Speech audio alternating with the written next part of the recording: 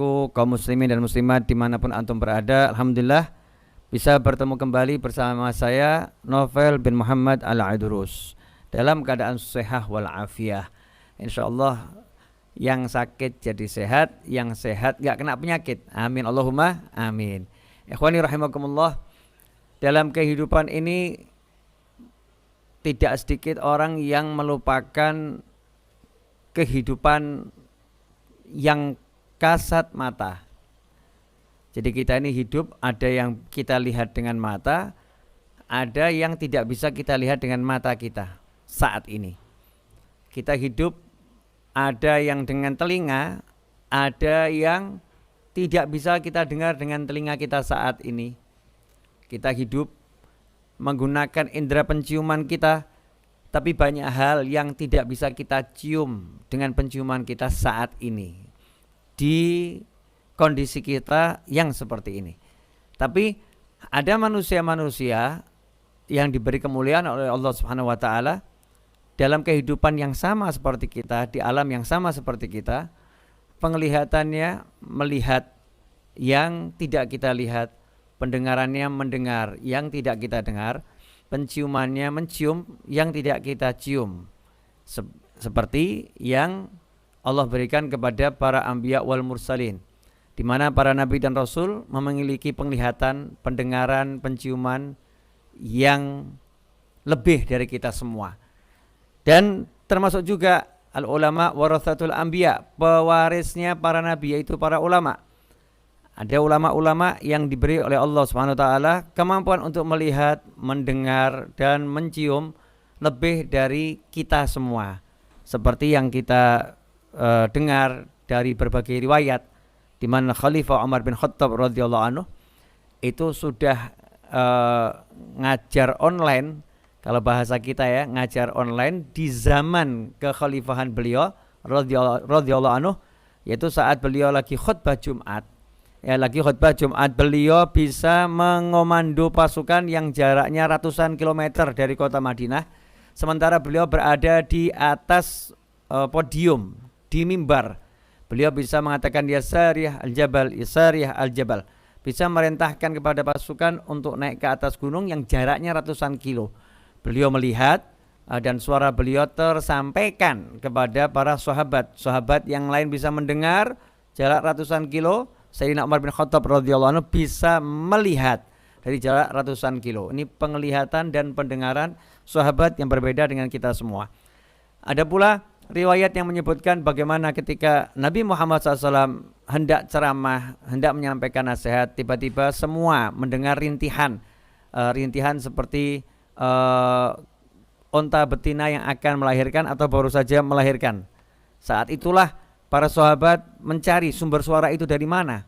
Karena kita tahu para sahabat radhiyallahu anhum ajmain kalau udah duduk bersama Nabi Muhammad SAW, seperti yang sudah saya sampaikan pada kesempatan sebelumnya, ka'anna ala ru'usihim thair, seakan-akan di atas kepala para sahabat bertengger seekor burung. Mereka khusyuk, mereka tenang. Beliau khusyuk, beliau tenang, sehingga suara tadi menarik perhatian sejumlah besar sahabat. Nah, saat itulah tiba-tiba Nabi SAW turun dari mimbar, dan ternyata sumber suara tersebut adalah batang korma yang dahulu menjadi mimbar Nabi Muhammad SAW. Semua sahabat mendengar rintihannya, semua sahabat mendengar suara kesedihannya, dan kemudian Nabi menggendong batang korma tersebut dan menepuk-nepuknya sehingga sampai terhenti suara rintihannya. Kemudian juga kita mendengar dalam sebuah riwayat di mana sahabat dalam kitab Sahih Bukhari memberikan komentar sahabat di kitab tersebut, kunna nasma'u tasbihat ta'am wa huwa yu'kal.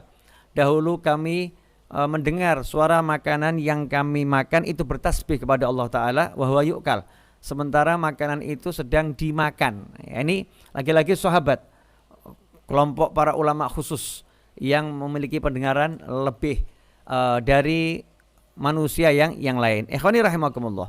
Nah, seringkali kita mengabaikan ajaran-ajaran Nabi Muhammad SAW yang menjelaskan bahwasannya tempat yang di situ tidak disolawatin maka akan menjadi busuk aromanya. Sebagaimana disebutkan dalam sebuah riwayat yang disampaikan oleh Imam Al-Baihaqi dan At-Tayalisi, di mana disebutkan di situ wa jaa'a bi sanadin sahihin ala syartin Muslim majtama'a qaumun thumma tafarraqu an ghairi dzikrillahi azza wa jal wa salatin ala nabi sallallahu alaihi wasallam illa qaumu an antani jifah.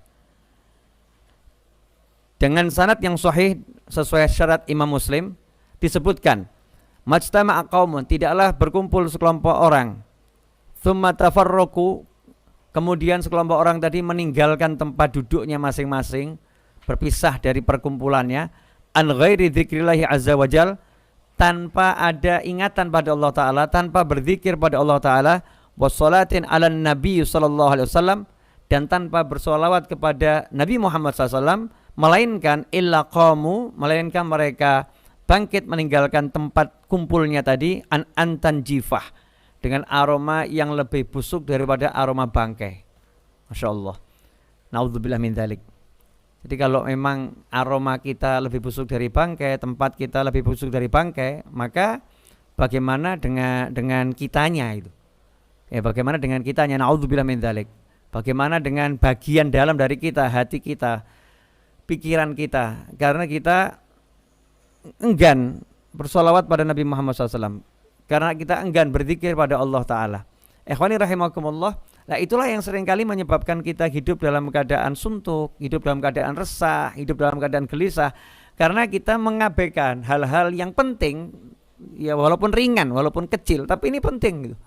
Duduk ya, jangan lupa untuk baca Bismillahirrahmanirrahim. Allahumma sholli ala sayyidina Muhammad wa ala alihi washabihi ajmain. Bismillahirrahmanirrahim. Sallallahu ala Muhammad. Bismillahirrahmanirrahim. Ya Rabbi sholli ala Muhammad. Salawat apapun yang bisa kita ucapkan. Zikrullah, kita ucapkan la ilaha illallah Muhammadur Rasulullah SAW. Kita baca kalimat zikir, kita ingat Allah Ta'ala, kita ingat Nabi Muhammad SAW. Allah mengajarkan agar kita tidak melupakan Nabi Muhammad SAW ketika kita duduk. Kita enggak boleh lupa sama Allah, dan enggak boleh lupa pada Nabi Muhammad SAW, kecintaan Allah Ta'ala. Disuruh ingat Allah dan disuruh mengingat kecintaannya Allah, yaitu baginda Muhammad SAW, agar duduk kita itu tidak menjadi aromanya bangkai.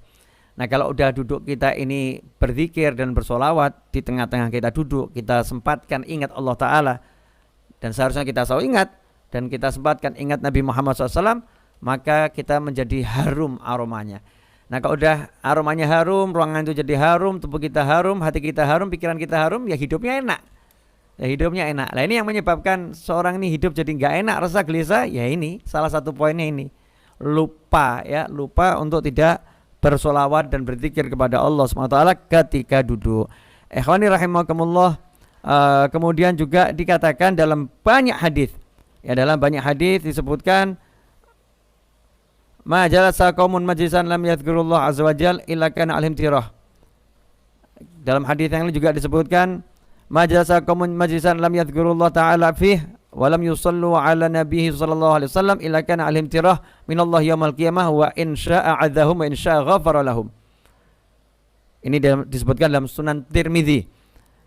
Tidaklah sekelompok orang itu duduk dan tidak berzikir kepada Allah Ta'ala di tempat duduknya tersebut, dan juga tidak bersolawat kepada Nabi Muhammad SAW di tempat duduknya tersebut, melainkan duduknya itu akan menjadi kerugian dan penyesalan yang besar baginya di hari kiamat. Insya'adzabahum, jika Allah berkehendak maka Allah bisa menyiksa orang-orang tersebut karena lupa. Ya, karena lupa berzikir, karena lupa bersolawat, enggan berzikir, enggan bersolawat. Wa insya'a ghafarahum, dan jika Allah berkehendak Allah mengampuninya. Berada di antara disiksa atau diampuni hanya karena kita mengabaikan zikir dan solawat. Kalau kita duduk, kita enggak lupa, yang pecinta rokok enggak lupa ambil sebatang rokok, yang pecinta kopi enggak lupa minta kopi, mana kopinya? Yang pecinta makanan enggak lupa mana snacknya gitu kan? Yang pecinta handphone enggak lupa handphonenya, duduk bawa handphone. Tapi kita mengaku cinta Allah dan Rasulnya, kenapa kita lupakan Allah dan Rasulnya? Kita enggak langsung ketika duduk mengucapkan Bismillahirrahmanirrahim, Allahumma sholli ala sayyidina Muhammad wa ala alihi washabihi ajmain. Bismillahirrahmanirrahim, sallallahu ala Muhammad. Bismillahirrahmanirrahim, la ilaha illallah Muhammadur Rasulullah SAW. Cukup mudah, sederhana. Ikhwani rahimakumullah. Maka saya ambil judul pada siang hari ini, ingat nabimu, selamat hidupmu. Jadi kalau kita pengen hidup kita selamat, ya ingat Nabi Muhammad SAW.